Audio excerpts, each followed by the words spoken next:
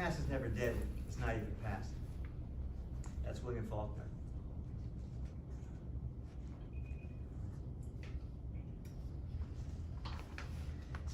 You know, it happens all the time. You know, it happened to me this morning. I looked down my southern window into the sky next to the World Trade Center, and I saw the empty sky. The empty sky to the east of it has the echo of the original World Trade Center, and it often has that echo for me. So the past isn't past.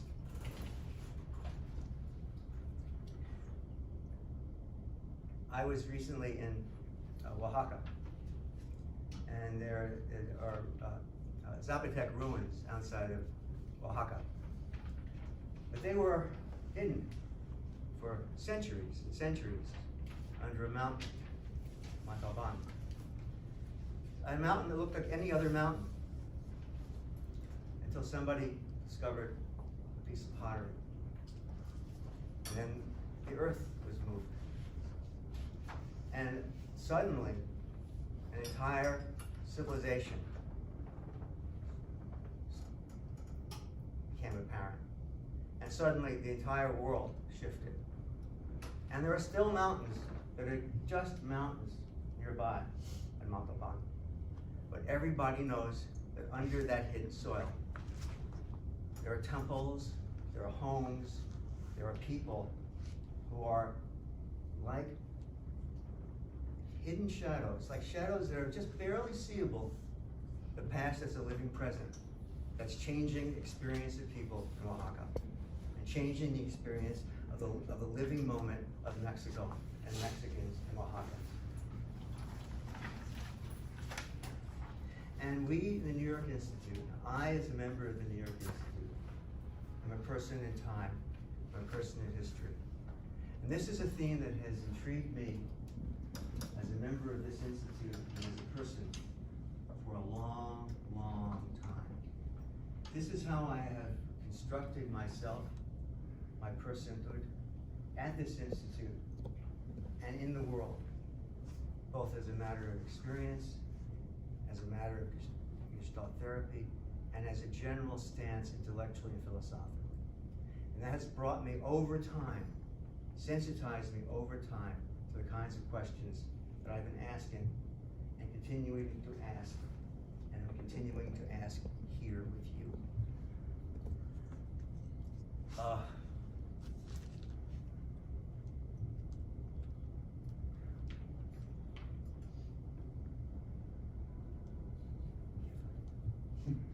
Jesus. Please take your pulse.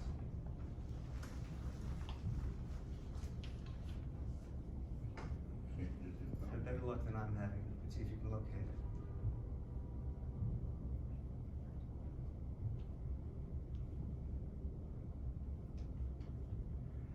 Take a breath, if you will.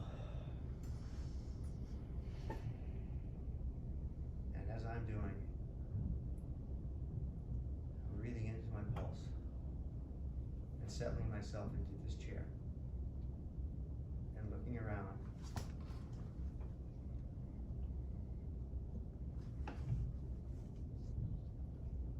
Settling myself with you.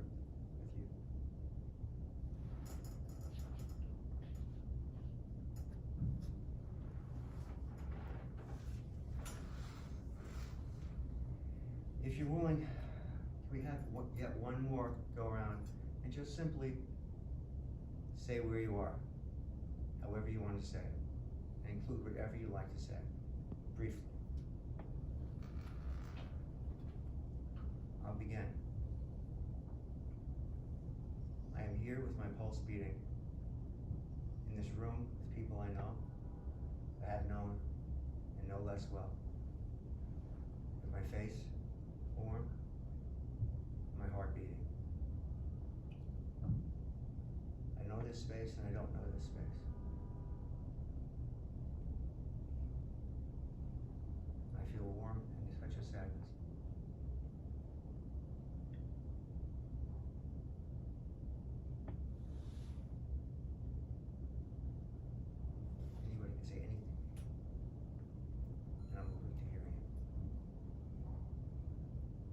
feel calm and warm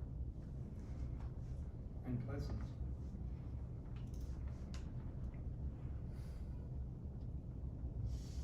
I'm settling in. Curious and breathing easily. I feel warm and pulsing like my pulse.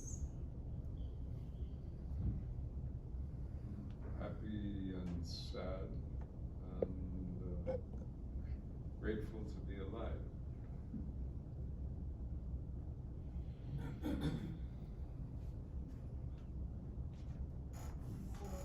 here, curious, and I know who I am and I don't know who I am.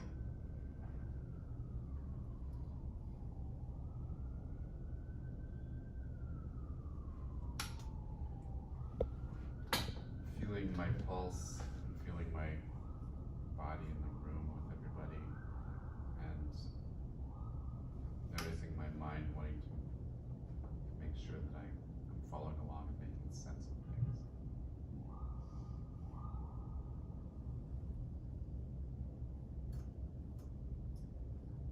I'm feeling a sense of responsibility and distraction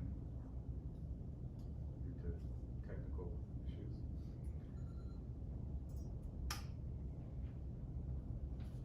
Including dying of a battery. And now I'm embarrassed that I'll have to make some noise to replace the battery. Forgive me. Feeling tired from rushing over the last 3 or 4 hours as I came in from upstate New York.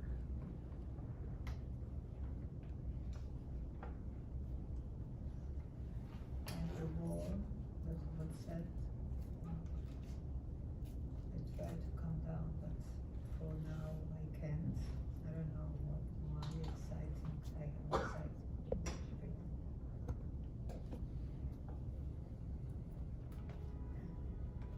Even though I have no pulse, I'm feeling animated and lively, and looking around, seeing a lot of people that I love, so I'm very touched.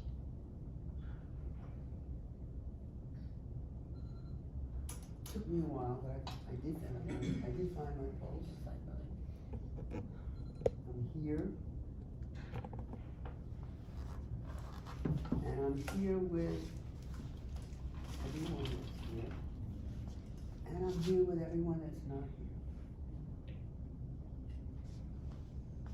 And then Montalban, how that, I love what you said, Dan, about how it animates the people in Oaxaca, makes them who they are. And we walked over here and we're in this building. What this building was, who was here before this building, what this neighborhood was, and what it was before that. And what will be here after us. That helps me be here. Well, I found it a little creepy and scary to try to find my own pulse. And I did find it, so I'm glad to have one, and I'm glad all of you do.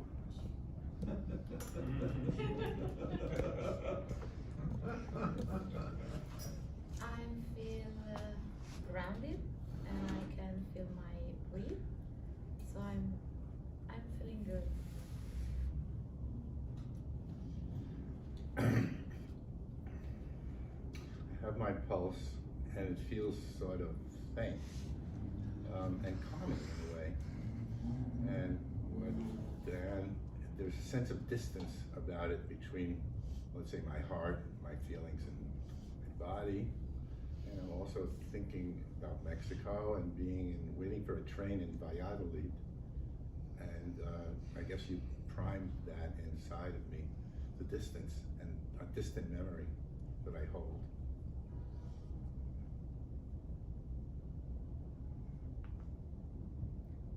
I'm still feeling my pulse. It's very sweet to feel alive, and notice feeling also connected to myself and everyone in the room in a different way. And I have a deep appreciation and gratitude for the opportunity to be here, and also a sense of timelessness, that the past and the present and the future are all one.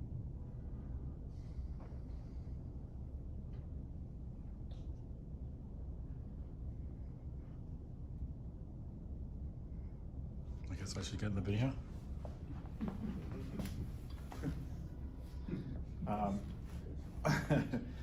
I was actually trying to figure out my time signature, my pulse, like musically, and it's about an 8/8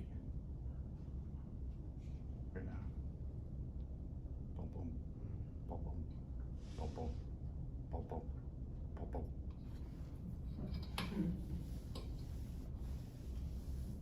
Mine's still Latin. It's lacking. Latin. Oh, Latin. Latin rhythm. I'm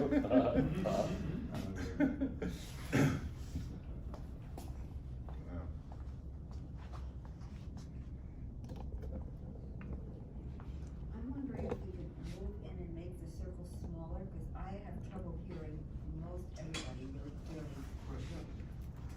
I don't know if that.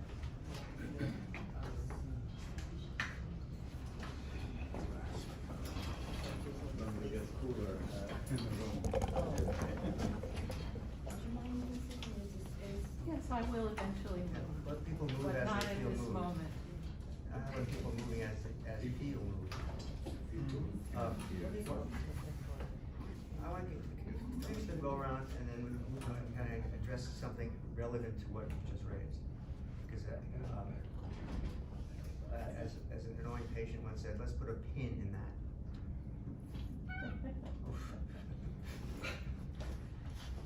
Rachel Maddow, Did she do that? all the time. Wait.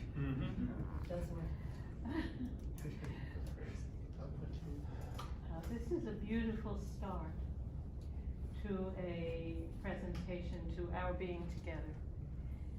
And your words, always poetic, particularly, I am particularly feeling that.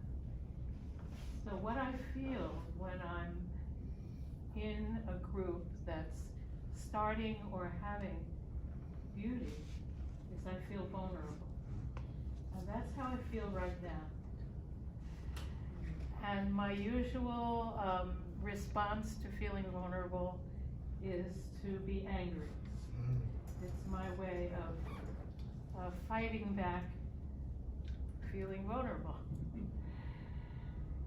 So that's what I'm able to report right now. I was able to feel my pulse. I did not like being asked to look for my pulse. Felt too personal.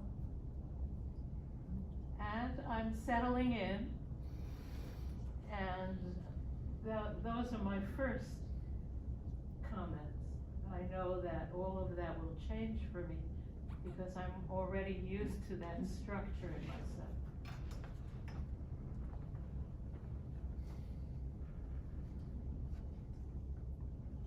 For me, lately, well, like the past 4 years, I not only can touch or feel my pulse, but I can see it.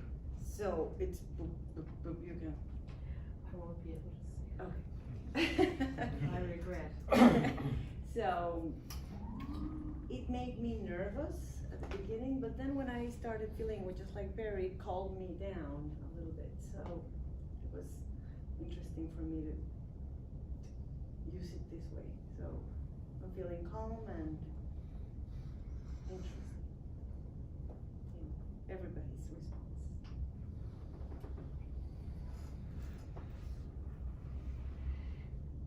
So, did you hear me okay? I heard Okay, fine, thank you. Okay, so if you don't mind, I'd like to stay where I am. I Yes. don't mean to be offensive. No, Okay. and I apologize, in that, kind of silence, I was thinking we were done, or I wouldn't have come in, so I'm sorry that I actually interrupted you. I would also like, I feel open from all of this. My chest feels open, and I feel expanded, and that's a kind of version of what you said about being vulnerable with, and supported by this and this and this, actually.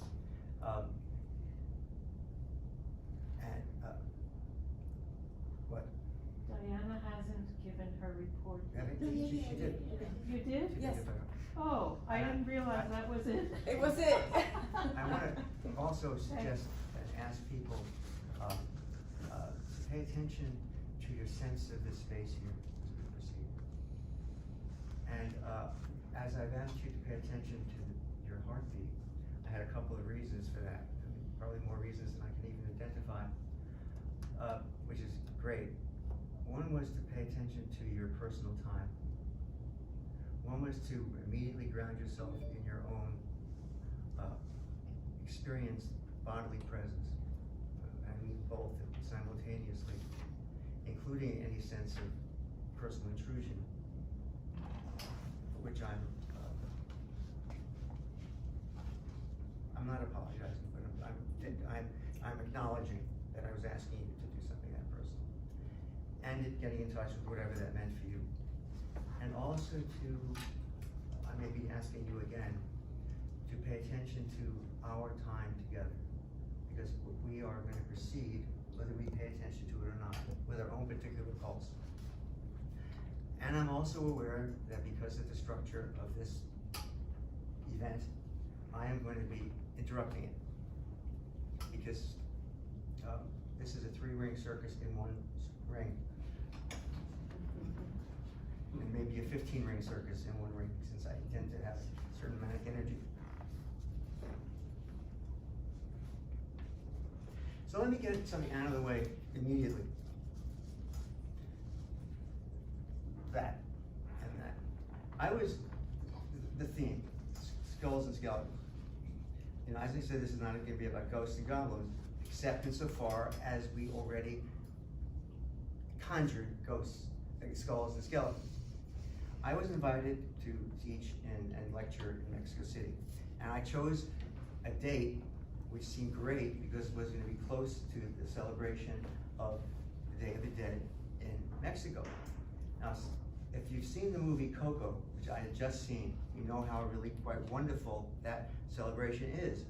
And it is a celebration that has its roots in the pre-Hispanic Mexico, and it is brought into the present in current Mexican culture. And it's not something that is only what we do at Halloween, but it's something that is taken quite personally among the Mexicans. And I was invited into people's homes and seeing how they celebrate it in their homes.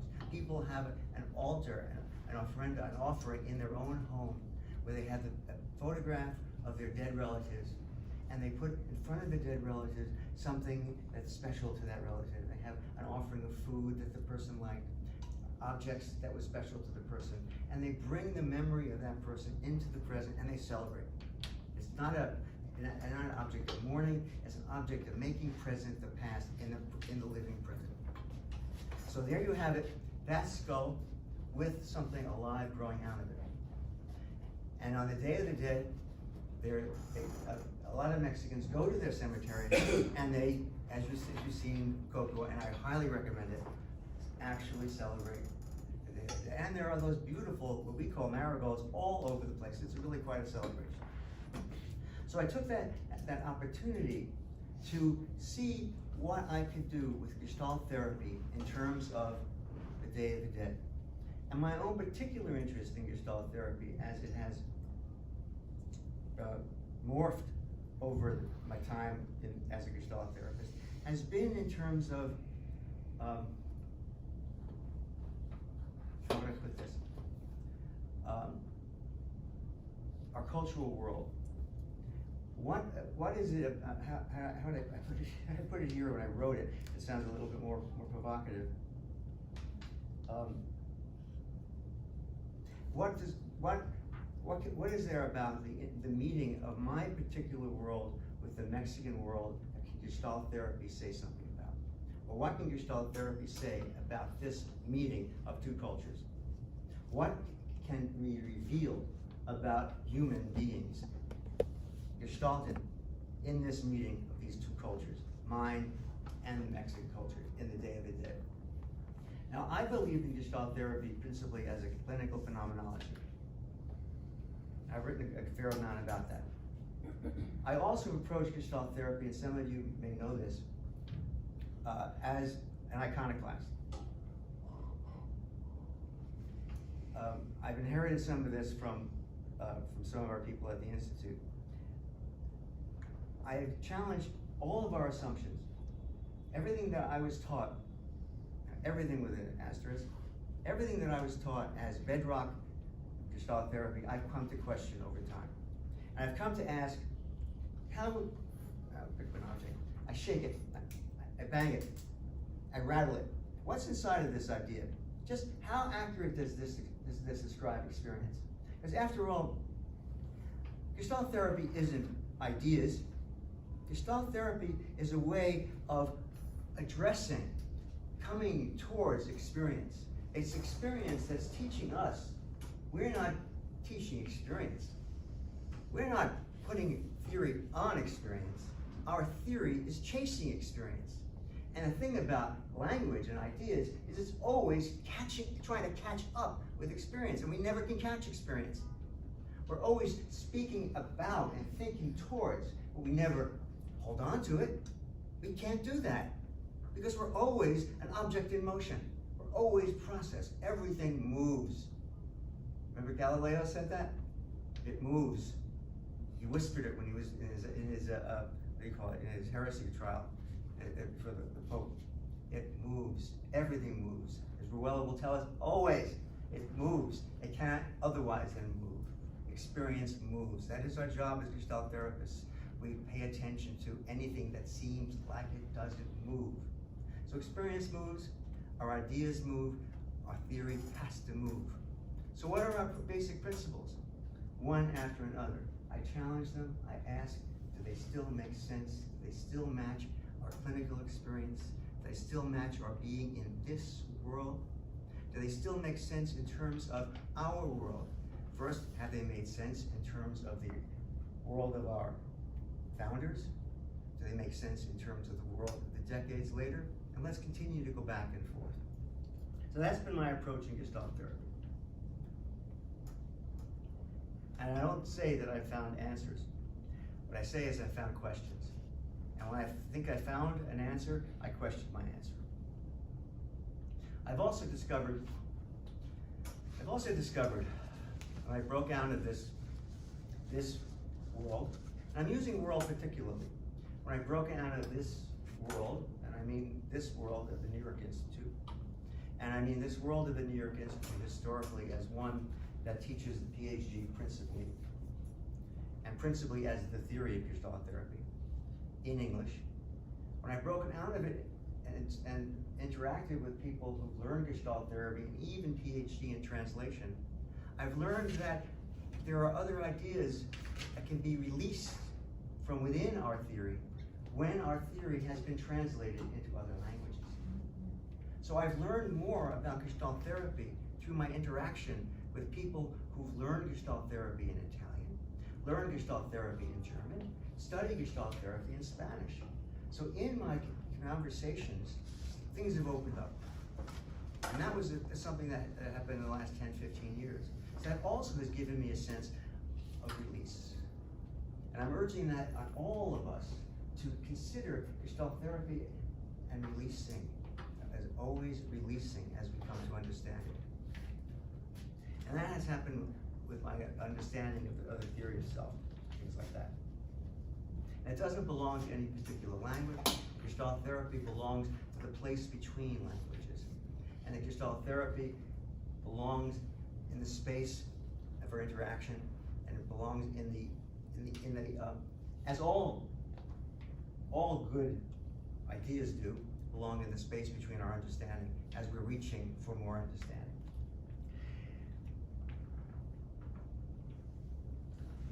This we've learned through phenomenology, and this we can learn through our own common sense when we let go of what we're so sure about. And danger I had is that people think that I'm so sure of myself, because I tend to speak in declarative sentences. It's hard to do otherwise. I do. So this is kind of a preface about what I'm going to say, because what I'm about to say will sound pretty confident. It's not my fault. But what I'm going to do is challenge some of the basic ideas of Gestalt therapy in order to tickle out what I think are implied in our orientation and what are necessary for us to regroup, reconfigure our posture towards the living present, toward what I like to think of as the aesthetics of the present, in order to release the Zapotec civilization under Montalban, to release those layered histories in the streets of New York, and actually to find the people who are here but not here, as we know them. So what am I going to do? And this time you may find that I've what I'm going to say is unlike many of my presentations where I have 10 hours of presentation, you may find that my ideas are very simple and you have left a lot of time for discussion. I may find that.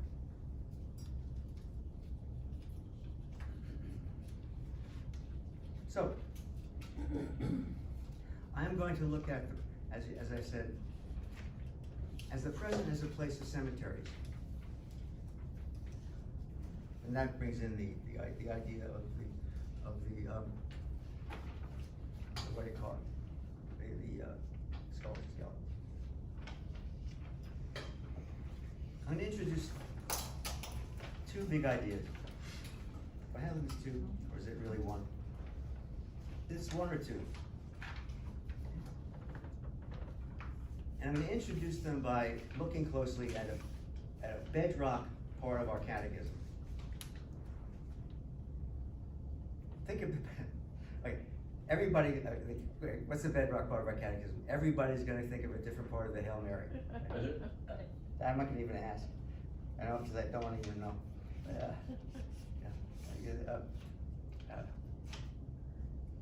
Just think for a second. What do you think I'm going to say? This is the thing where he makes these assumptions. The organism environment field. This is pretty much, you look through all of the check the box. Everybody learns this in Gestalt therapy, and it is very much the basic concept of Gestalt therapy from the very beginning, and it is much of our practice, theory, and orientation towards the world in our epistemology and if you want, maybe even ontology, but that's twists arms to get there, is it based upon the organism environment field, however you want to look at field, and people are going to war on what field means. I am not going to war on what field means.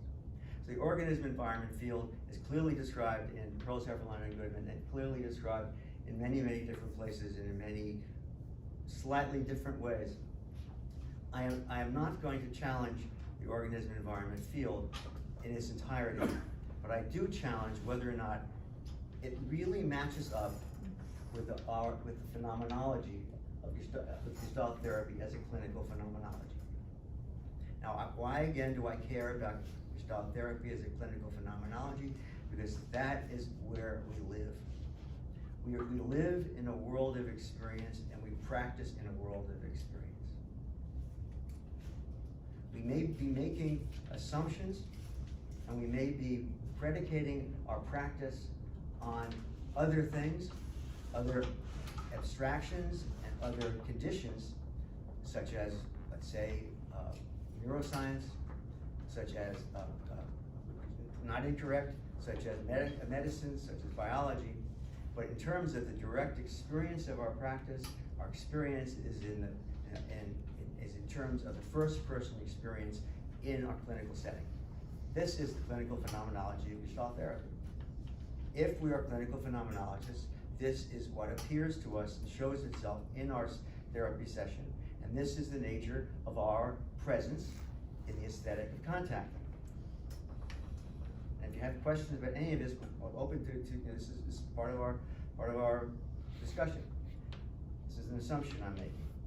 And in terms of our work, I'm suggesting to you that the simple organism environment field model becomes blank in terms of meaning. Now how? It comes blank, it's fine in terms of organism. My mouth is a little dry now. Let me call that the making present of something that's organismic. I think that's a fair assumption. I'll take some water.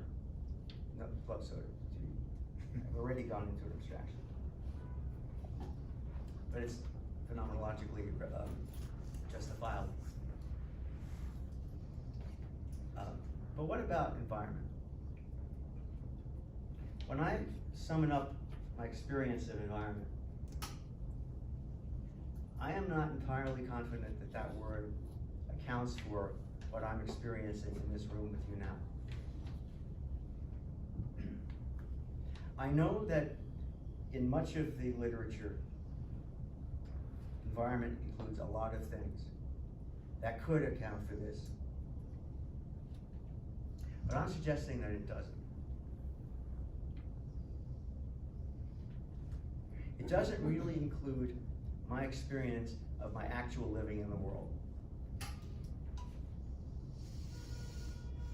It doesn't include my experience of how time passes, my experience of time.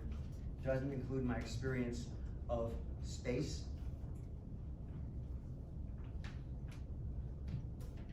It doesn't include what is humanly vital to me. Is that a gesture of Question. Okay, I was trying to interpret that. Because I hear what you're saying, and I just wanted to relate it to your recent example. I agree with what you just said. The environment has nothing to do with that, your experience internally. Except for that, when we perceive something in our mouth, or the chair we sit on, or whatever, that's the perception of the environment. Well, I'll get into that, but it's not an experience of the environment. What? It's not an experience of the environment, it's your experience. Well, yeah, you've gotten to, it's more than that and less than that. It's more and less than that, but, I'm gonna get into that, and it's, what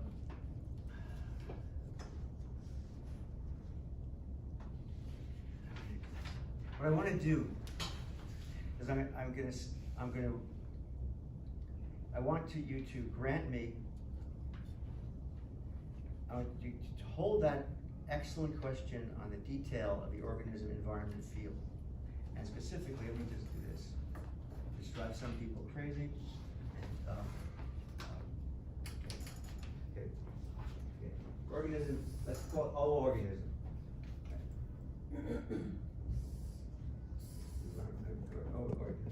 Alright. Let's call this the meaning of the organism environment.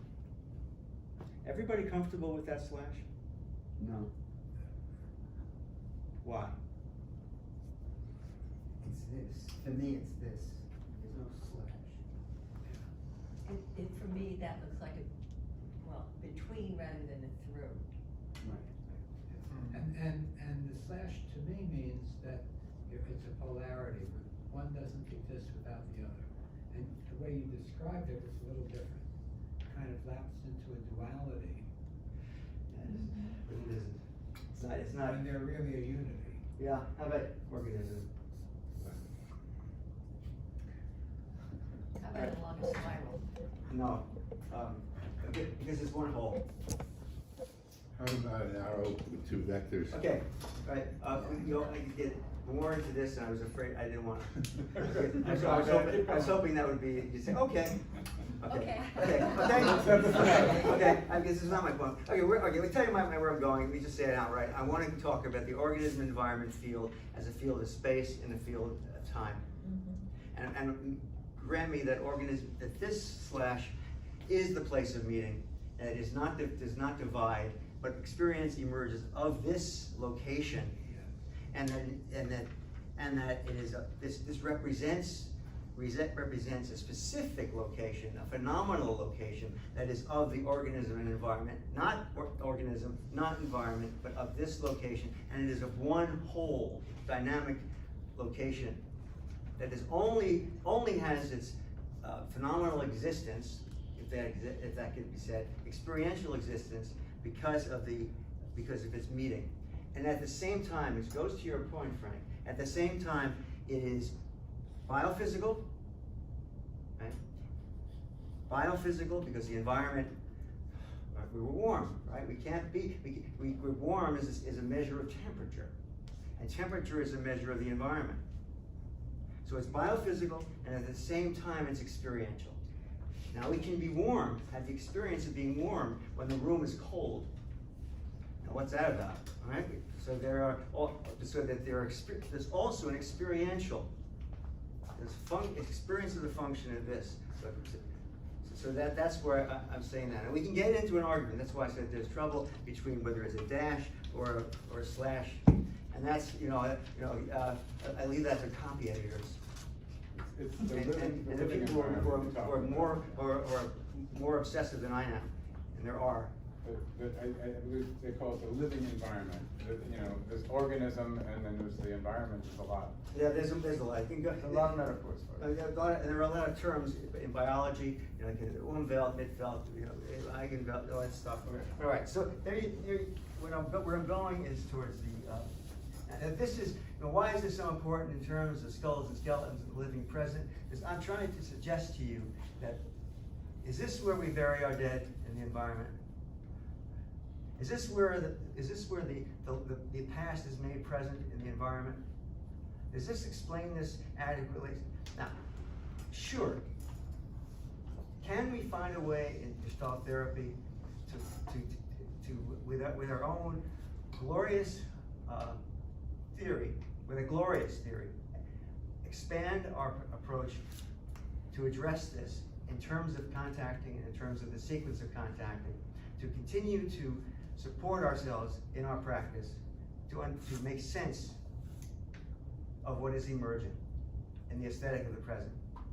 Now I will suggest to you, there is a proper way of looking at this, humanistically, an advantage to this particular organism environment field, which I'm finding to be limited in the ways I've been saying. Limited to an emphasis on the biomechanical physical.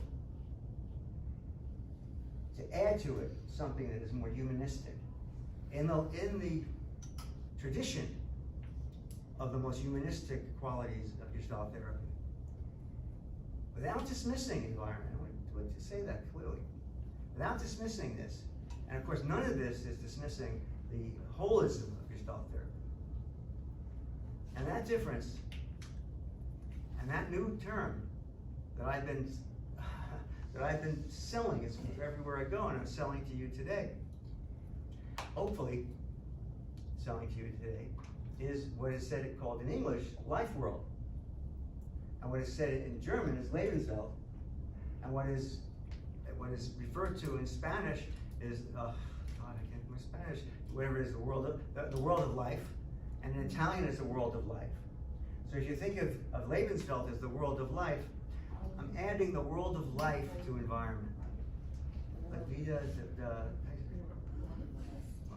El mundo de la vida? Yeah, el mundo de la vida. And it's similarly in Italian. It's like la vida.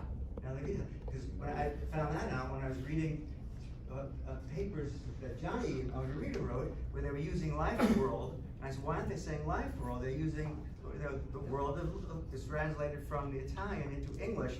Again, this is an example of the world of life. Makes so much sense. And it is, and that's I just understood it. right. That's where it comes from, because the tradition is from the life philosophy of late 19th century, early 20th century German philosophy of Wilhelm Dilthey. And what his reaction was to the scientism, the empiricism, that was beginning to dominate thinking. And he was saying that this kind of thought about human beings was too scientific. That it has to be a way to regain and maintain a way of respecting human personhood. So he introduced the idea of the Lebenswelt. Edmund Husserl, who is identified with phenomenology profoundly, used Lebenswelt and developed it in a significant way, and most significantly in his later works. And then other phenomenologists picked it up similarly and differently, Merleau-Ponty differently, but others differently, and sociologists differently. But so there are different definitions, but they all push out from this notion. So I'm not saying this is this definition, but all push out in this definition that this is what John Dewey, who's one of our sources, referred to as who objected to the organism environment, who said we have to think in terms of the more human plane. That we have to think of the environment as including the more human plane. And I'm suggesting that something like the life world is the more human plane. So when we're thinking about the organism environment field, we need to include a way of thinking about it and practicing within it that includes the more human plane. Because when we are therapists, when we are sitting as therapists, we are sitting in the midst of the more human plane. Now we do this anyway. We do this anyway. So what is the value of saying this if we do this anyway? Now that is a whole workshop. That is a whole semester and training program. That goes to the whole notion of what is the value of any of this. But I suggest that the value of this is how we can tighten all of the bolts in our training. How we can sharpen and maintain our sense of humanness as clinicians. And one of the angles of all of what I'm saying, all of this, is to sharpen our sense of the aesthetic of the present. It's to keep us, what is it? Anderson Cooper has this thing on CNN, keeping them honest. This is a way of keeping us humanly honest, so we don't lose track of the more human plane when we practice in terms of the organism environment field.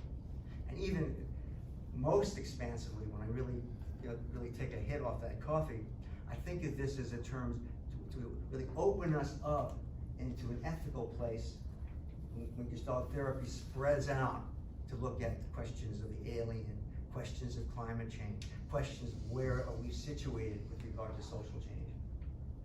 Because if we have a way in contacting, finding that the Zapotec culture in Montalban, we have a way of organizing ourselves ethically and responsibly in the more human plane. I don't find organism environment field inspiring in that direction. So that's that. That's that.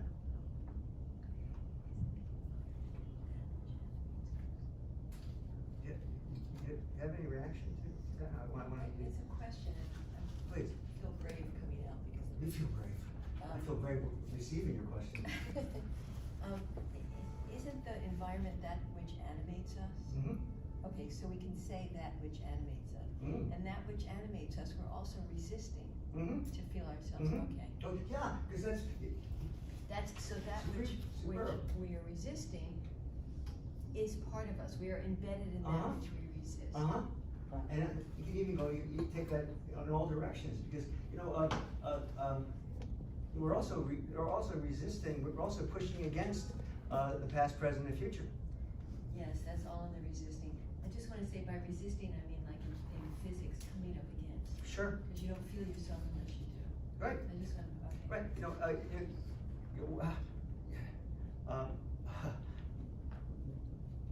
What we're pushing off of and reaching towards is both a matter of gravity, as it is a matter of how we're organizing in terms of meaningful space. And attraction. Yeah, attraction. You know, and whatever attraction means, and that is in terms of the life world, because it's a place of meaning. I want. Let me see what I can do here. I'm not hopelessly jumping around, which is reassuring to me. You would know about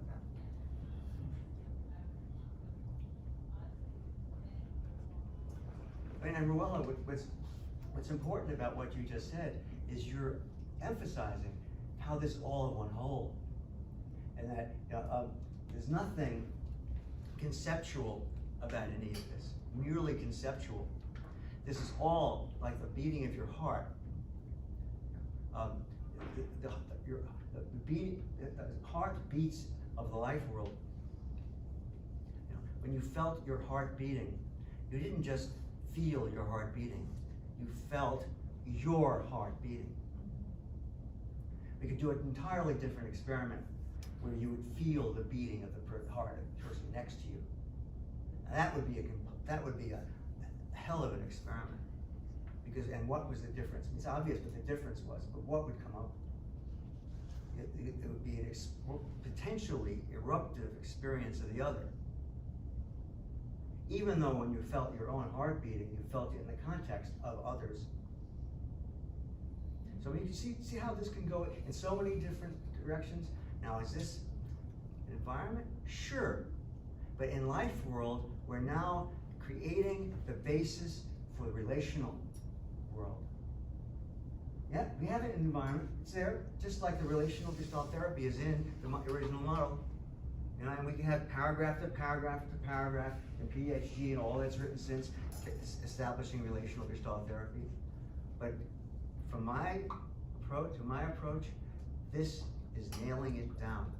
Now it's not just me doing this. You know, the others, the people across the pond. You know, no, I don't mean across the divide, and analysts and self, they're also pulling this in. Not life world, they also use world, they use life space, and all things that are arguable different ways, but that's another topic. What's the proper word? And Heidegger used world, and it took me an hour before I mentioned the word Heidegger. Is that on the thing? That's on it. Bob Resnick once accused me of saying it 5 or 6 times, and I remember saying it once.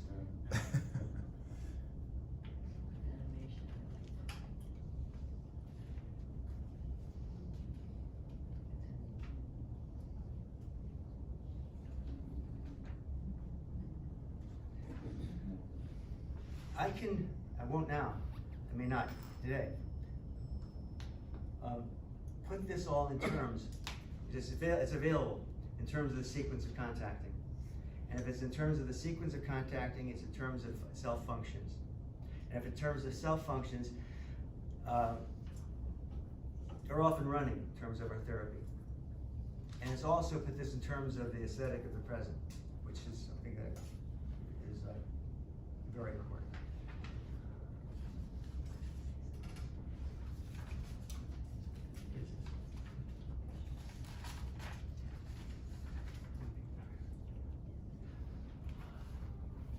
Do I have this? I'm gonna need these things. Yeah, you're just dropping with questions. It's a kind of a comment. I hear what you're saying is very consistent with field theory. Are you still okay with that? Oh yeah. It's organism, environment, life, world, field. And I don't know what field theory is. There are so many field theories. I mean, there's the Levinian field theory, and there are different field theories. Now, as far as I can find it, lots of different people use the word field consistently. And when people talk about field, they talk about force fields and things like that, I shrug my shoulders. When I'm thinking about field, I'm very close to the usage that my Italian friends use. In fact, I could be doing this in Italian, it would be perfect. Yeah, no, I think it's simple enough to go back to. Or like, French. Carl Hodges used to, talk about the rock and everything, and No. experience, no, you don't get that, okay, the experience is about processes and events. Yeah, I think that's think fine, it's out the window. but it's fine, but it needs not to be. No, it does, absolutely, in the sense that you're bringing it in, and that's what I was asking, I'm curious about. Right. It's not, it's fine, but it's still force field. It's like, Okay, right. I wanna get to that, because Really? That would be great. because when I get to that, because when I talk about, okay, the experience of time, yes.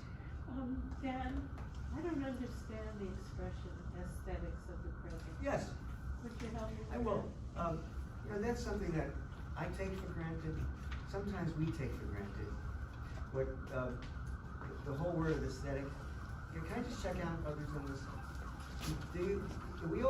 We hear a lot about the aesthetic of contacting and things like that. I think there's an assumption that we all know what that means. And when I say it, this is what I mean. The beginning simply is that it's a form of sensed information from the original sense. But it's even more than that, because it's not merely the sensed, which would be the raw id function, but it is a organizing of knowledge. It's a form of knowing. That's ego. It would be integrating. It's a form of knowing. If it's more, ego function would be more developing. Ego function would be including, would be with ego function would include more rationality. Right. So, Yeah. well, of course I know what aesthetics are. But I began to notice aesthetics of the present in writings such as from Margarita. Mm-hmm. And I never understood it. And so what you're saying to me is it's something that flows out of sensing. Yes. And is there more you can say? Yeah. When you think about the forming of a figure, the early forming of a figure is a sensed forming. And that it's not merely a sense impression, but it contains within it a shape, a proto shape. Yes. And that would be the aesthetic. So, could you further help me by saying, what's the opposite? Numb, blank, unformed. Uh-huh. Mm-hmm. And are you speaking about that which I as an individual am aware? And do I need to be aware of the aesthetics of the present for that experience to be Yeah. the aesthetics of Yeah, it's the beginning of awareness. Uh-huh. Yeah. Okay. It's part of the felt sense of the moment. Yeah. To take a step back, even historically in philosophy, very in a very quick and dirty way, you have the notion of Descartes looking for what was irrefutable, what was clear and distinct, thinking. Right. And his contemporary Malebranche said, well, that wasn't quite right. What about the things that are unclear and indistinct? We also know things from that. So we can say that the aesthetic of the present would be what's unclear and indistinct, yet known. And so in that this was not an expression used in our original literature, how did it come to be adapted, or what's the importance of it for you? Yeah, part of what's that it does link in with the aesthetic of contacting, because it highlights the physicality and the sense physicality of contacting. It focuses on an aspect of what's happening in the emerging present of the therapy session, and what is available to both the therapist and the patient at the contact boundary. It is part of the experience of contact boundary phenomena, and it identifies the process, the forming process of figure grounding. If part of what we're doing in paying attention to the theory and paying attention to the phenomenon is to slow down what's happening, and if part of what we do when we're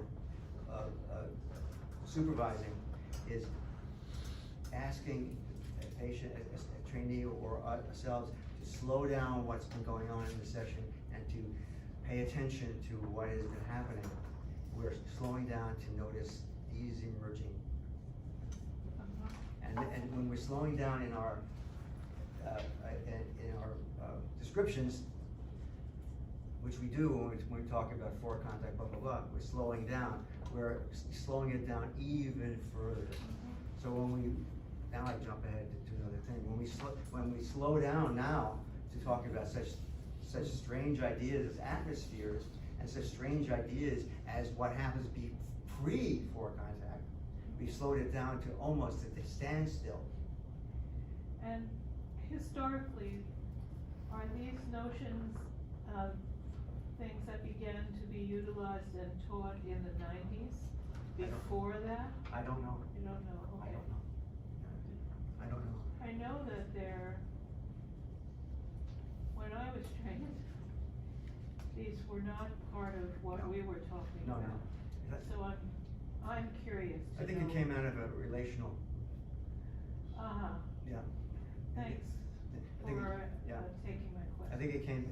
I'm not going. I'm going to go to experiential, but I want to say one thing. Then I think that if you look at the history of Gestalt therapy in a certain way, you'll see what they call the turns. Yeah. You know, the relational turn, Right. and then the ethical turn, and then the aesthetic turn. You know, people are calling terms, which will only mean that people pay attention to this, people paying attention to that, people paying attention to this. And what is it? And what brings their attention here and there is there shifts in the larger world. I look at this. I see that. You know, and now there's an ethical turn because the world out there has changed. Now there's potentially a pathic turn. Another topic.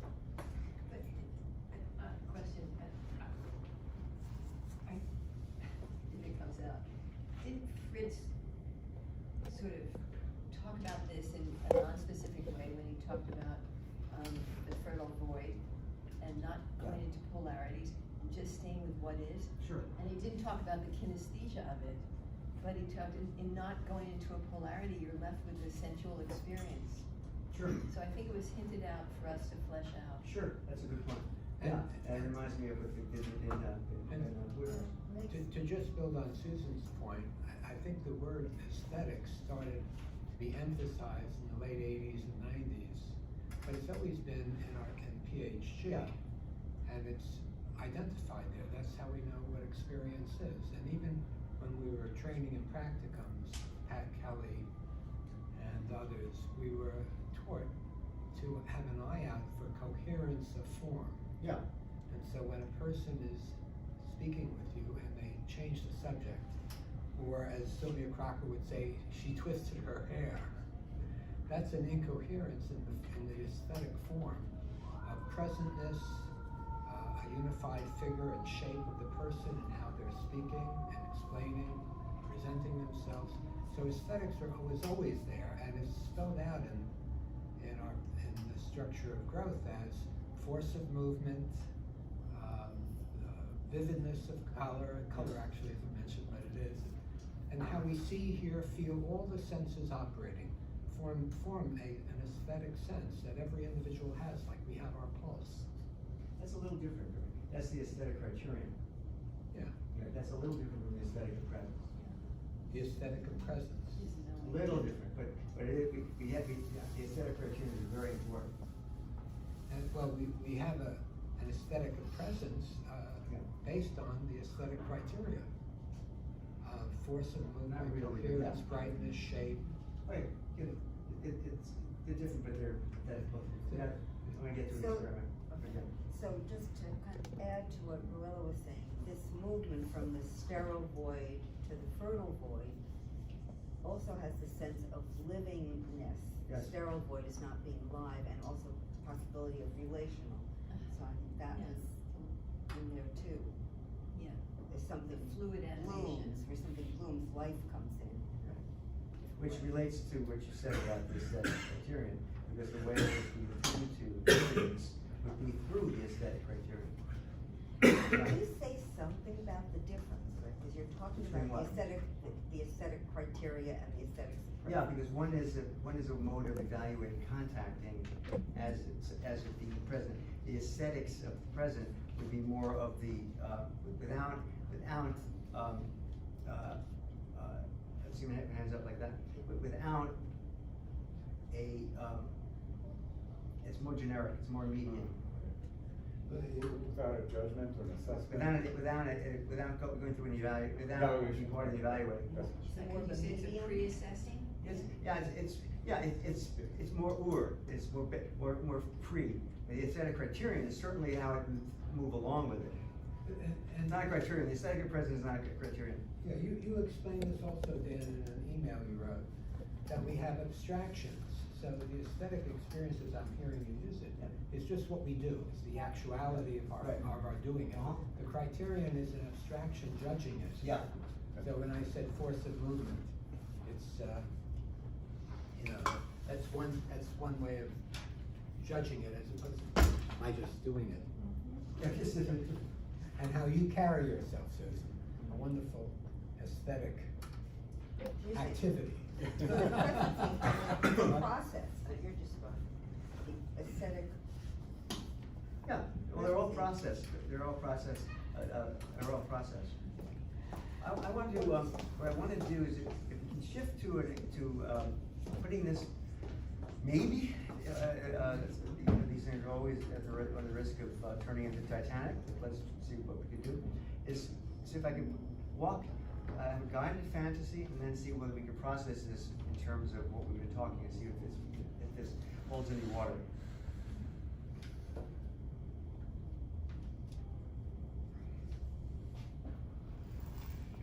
If you will. I like what you said. Are you willing to go through this? I simply wanted to interrupt so briefly to say that I appreciated when you mentioned the fertile void, and that having been a referent to this same kind of experience that Dan is discussing now. I appreciated that. Yeah. Thanks. Yeah. That was part of the Budapest thing. It was part of the Budapest conference. They addressed the creative indifference in the fertile void. It was a.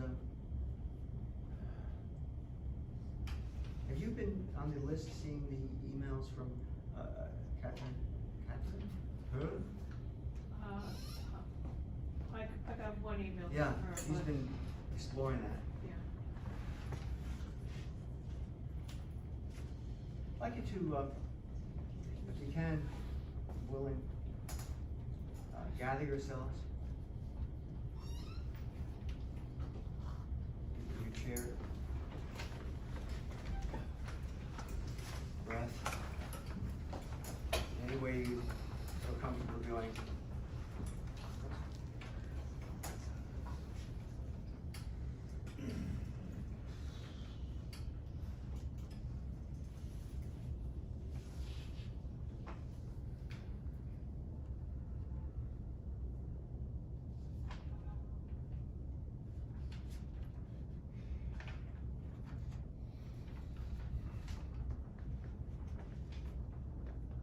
And feel the ground under your feet. Do it too. Feel the hardness of the floor. It is hard. Your back.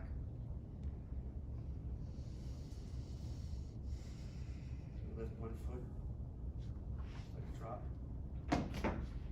That's fine.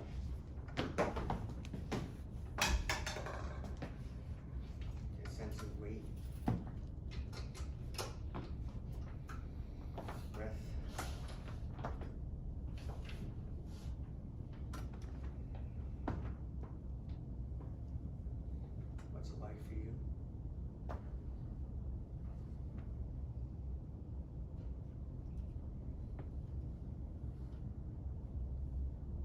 Focus your breath, however it is you're breathing.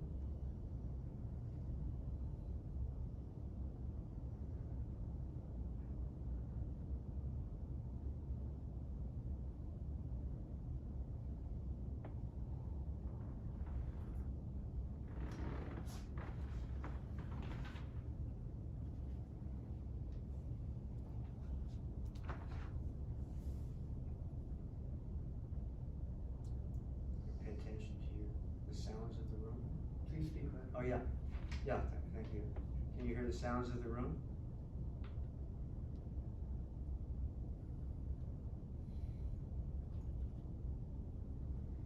Can you hear the sounds, the distant sounds?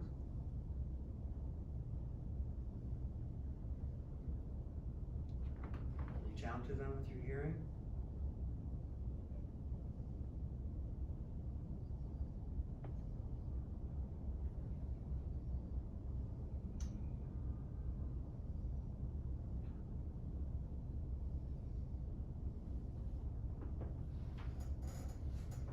Bring your hearing closer if you can.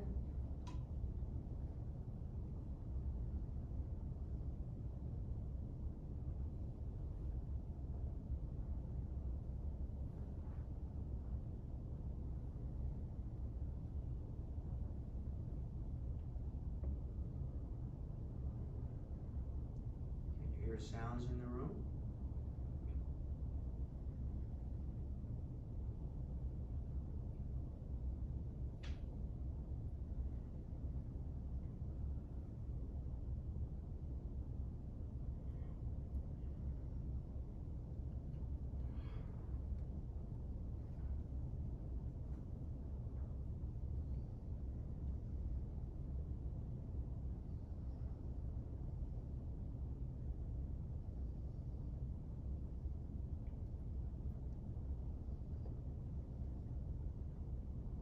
Can you imagine, remember this room?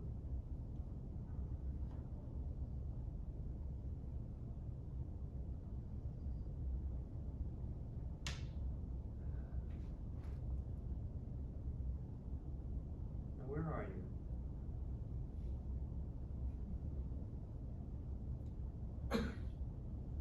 What's it like for you to be here?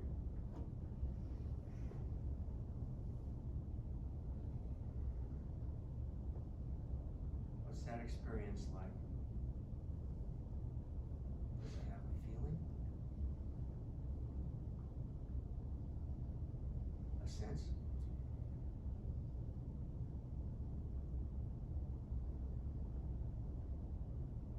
How about this building?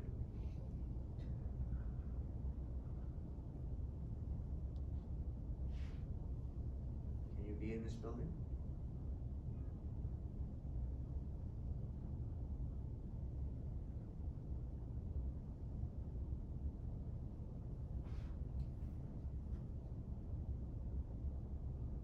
Can you expand to this neighborhood? Remember? Remember it? How you know it? Bring yourself to it and it to you.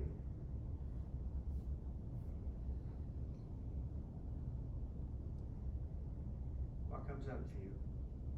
What is this like?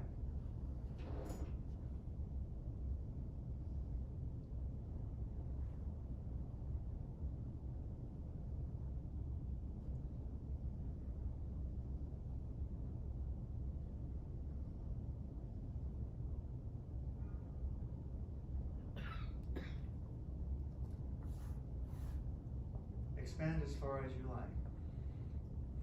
Cover as much territory as you feel like you can or will.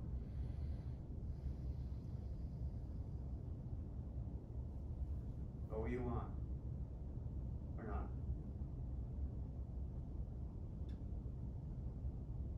And what it's like for you to be doing this.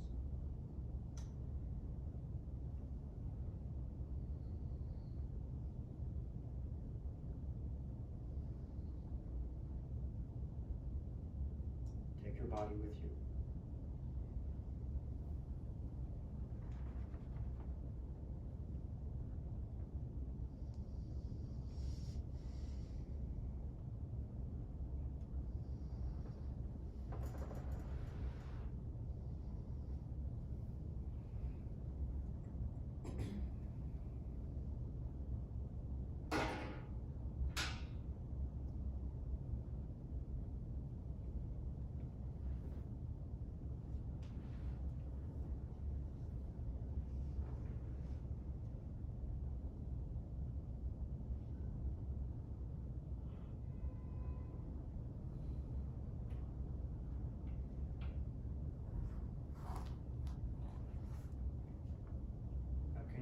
back here.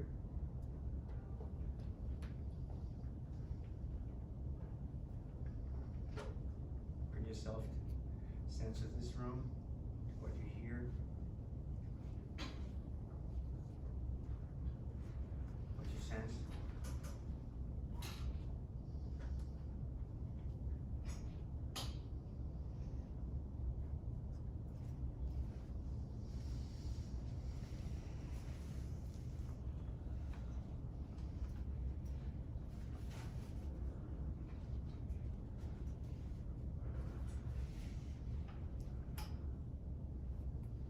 Who's here?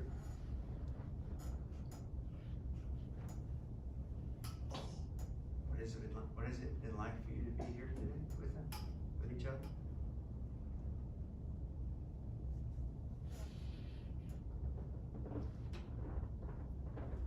Who's not here? Who's not here? Who's not here?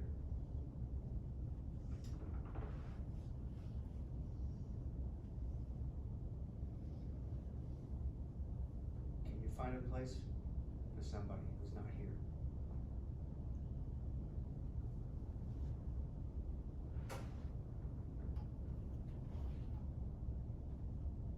Is there room?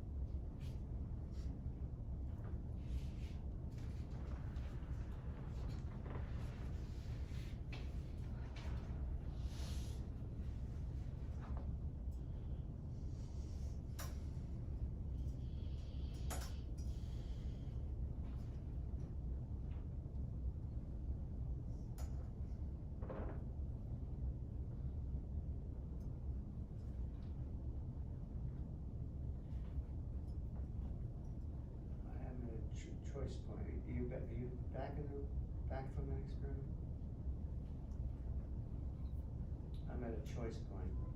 I'm either like to discuss this in small groups of 5 or in a larger group and then talk about it. My inclination is the small group. We're always saying no. What do you think? Small. Okay. Break into a small group and talk about it for a while and talk about it. Okay? Discuss our experience. Yeah, talk about your experience.